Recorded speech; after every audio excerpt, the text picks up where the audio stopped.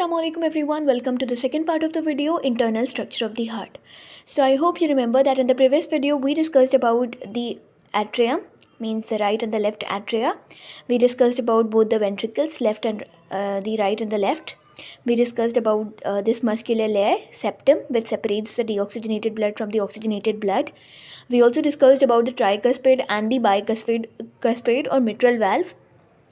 And I told you that in the previous, I told you that in the upcoming video, we will discuss about the main blood vessels of the heart. We can see that the heart is surrounded with so many blood vessels. So I'll tell you in this video that what is the function of all these blood vessels, why are they surrounded near the heart, why are they situated near the heart. So let's begin with the video without any delay. So, can you see here that we have aorta, we have CVC or superior vena cava, IVC inferior vena cava, pulmonary veins and the pulmonary arteries. Let's discuss about the first type of blood vessel, which is vena cava. So we can see that there are two large veins. Can you identify? Yeah, exactly. Both of these. This one and this one. CVC and IVC. CVC stands for superior vena cava, whereas IVC stands for inferior vena cava. Alright? So let's see what are these actually. Superior vena cava. It actually brings deoxygenated blood, means carbon dioxide rich blood, from the upper parts of the body. That is, from the head and the shoulders of the body to the right atrium. Like, I'll show you. Like, this is the head and this is the shoulder. So it brings deoxygenated blood from the head and the shoulder to the right atria. Alright? To the right atrium. This is the function of the superior vena cava. Now let's see what is the function of inferior vena cava. So IVC or inferior vena cava, it brings deoxygenated blood. Both of these veins bring deoxygenated blood. They bring deoxygenated, this IVC brings deoxygenated blood from the lower parts of the body, that is from the trunk and the legs of the body to the right atrium. Exactly.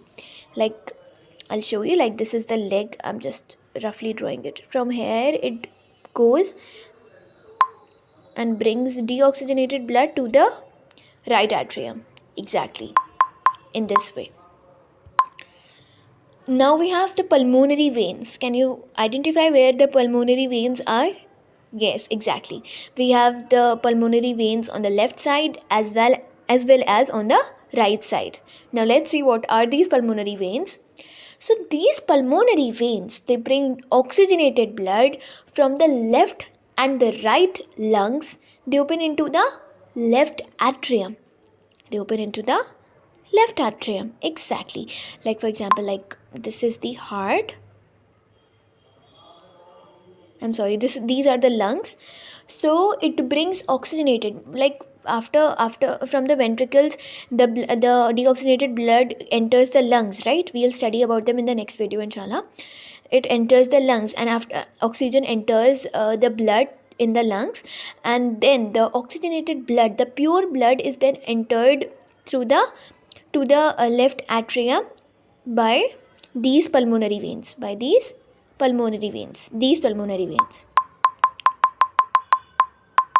Got it? Now let's see what are the pulmonary arteries. Can you identify where are they? Yes, exactly. We have them on the right side, we have them on the left side as well. So these pulmonary arteries carries deoxygenated blood from the right ventricle. Where is the right ventricle? Yeah, here. From the right ventricle to the lungs. In the lungs, the blood gets oxygenated, because we know that our lungs are a part of respiratory system, and respiratory system is entirely based on breathing process. Yeah, exactly. Inhalation and exhalation. So these lungs purify the blood, because the oxygen rich air, the oxygen enters the blood in the lungs. Like, here the lungs are, it's just a rough diagram. So here the blood gets oxygenated because oxygen enters the blood in the lungs and it makes the blood oxygenated. So these pulmonary arteries, they carry oxygenated blood from the right ventricle, that is from here, to the lungs. Blood from the right ventricle is carried to the lungs by the pulmonary arteries. All right? Yes, exactly. Now we have aorta. The name seems to be, like really very unusual or rare. Let's study what this aorta is actually. So it carries oxygenated blood from the left ventricle to all the different parts of the body. Like when the blood is pumped in our heart, and when it becomes oxygenated on the left hand side, so you might be wondering that after pumping of the blood, the end portion of the heart is this left ventricle. Then after from left ventricle, where does the blood go? Yes, it goes into the aorta. And this aorta plays a very vital role. It transports the blood to all the different parts of the body. All the different parts. And there is one more additional point I'll let you know. There are two more valves present in the heart. One is between the right ventricle. I'll point it out. Can you see this area? And this area, this area. Look at this area. Here are two more valves present. I'll let you know.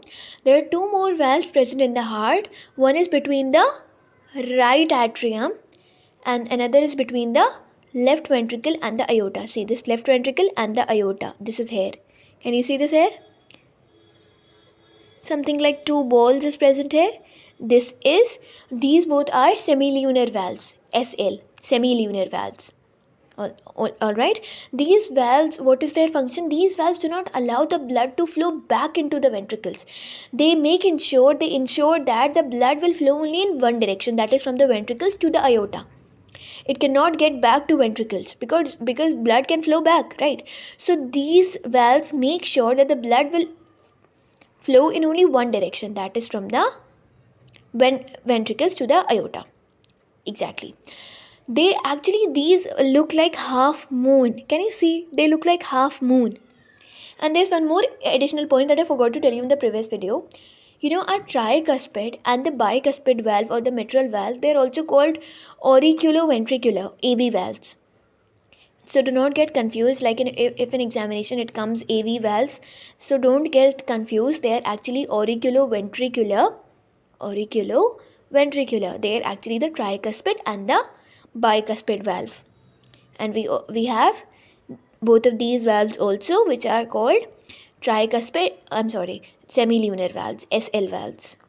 They look like half moon in shape. And what is their function? They ensure that the blood will flow only in one direction, that is from the ventricles to the aorta. They make sure that the blood will not get back to the ventricles. They'll flow in only one direction. All right, so that's it for today. We'll discuss the rest of the part in the next video. In the next video, I'll tell you about blood circulation in human body. We'll sum up. We right now studied about the internal structure of the heart. Now in the next video, I'll let you know that how the blood flows actually. Because right now you might be confused and might not be understanding properly. So in the next video we will discuss that how blood flows in the human body and how does the heart work. So stay tuned. We'll meet in the next video really very soon, inshallah. Allah Hafiz.